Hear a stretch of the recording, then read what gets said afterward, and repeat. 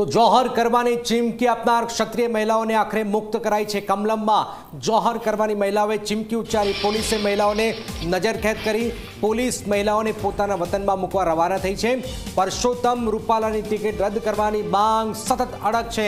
ક્ષત્રિય સમાજ લડી લેવાના મૂડમાં છે, મહાસંમેલન કરી રહ્યું છે અને હવે તેમને કમલમમાં જે જોહર કરવાની વાત હતી એમને મુક્ત કરવામાં આવી છે આ મહિલાઓને।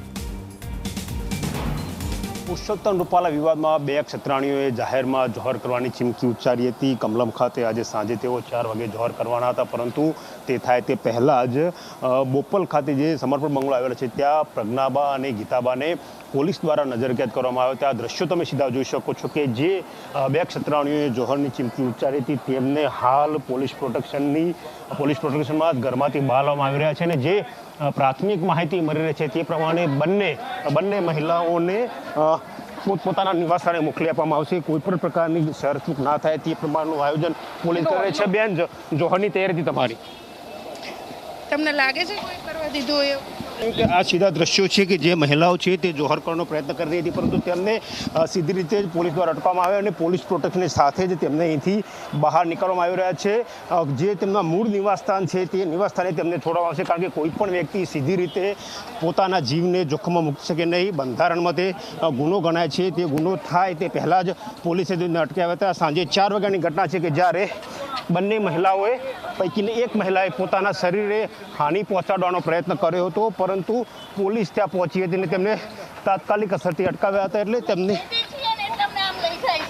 તમે જોયું કે આ દ્રશ્યો છે જેમનું કહેવું છે કે પોલીસ તેમને આ રીતે અટકાયત કરીને લઈ જઈ રહી છે। કોઈ પણ વ્યક્તિ અહીંયા તેમને સુધી પહોંચી શકે નહીં તે માટેના પ્રયાસો હાથ ધરી રહ્યા છે। જે મહિલાઓ છે તેમને પોલીસ પ્રોટેક્શનમાં પોતાના નિવાસસ્થાને મૂકવાનો પ્રયત્ન કરવામાં આવી રહ્યો છે, કારણ કે જે જોહર કરવાની વાત હતી એ જોહર થયો નથી। 4 વાગે તેઓ કમલમ ખાતે પહોંચવાના હતા, પરંતુ જઈ શકે નથી। મહિલાઓનું કહેવું છે કે પોલીસ તેમને અટકાવી રહી છે।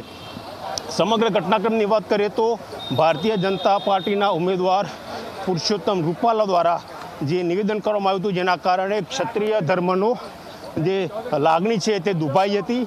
તે લાગણી દુભાવવાના કારણે સમગ્ર રાજ્યમાં, ન માત્ર રાજ્યમાં, ભારતના અલગ અલગ વિસ્તારમાં આખી આગ, વિરોધની આગ પહોંચી હતી અને જેના પગલે આ મહિલાઓ છે તે જોહર કરવા માટે ઉતરી હતી। આ દ્રશ્યો તમે જોઈ શકો છો કે તે મહિલાઓને અટકાવવાનો પ્રયત્ન થઈ રહ્યો છે।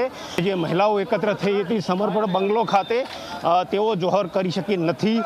તેમને પોતાના શરીરને હાનિ પહોંચાડવાનો પ્રયત્ન કર્યો હતો, પરંતુ તે પણ શક્ય બન્યું નથી।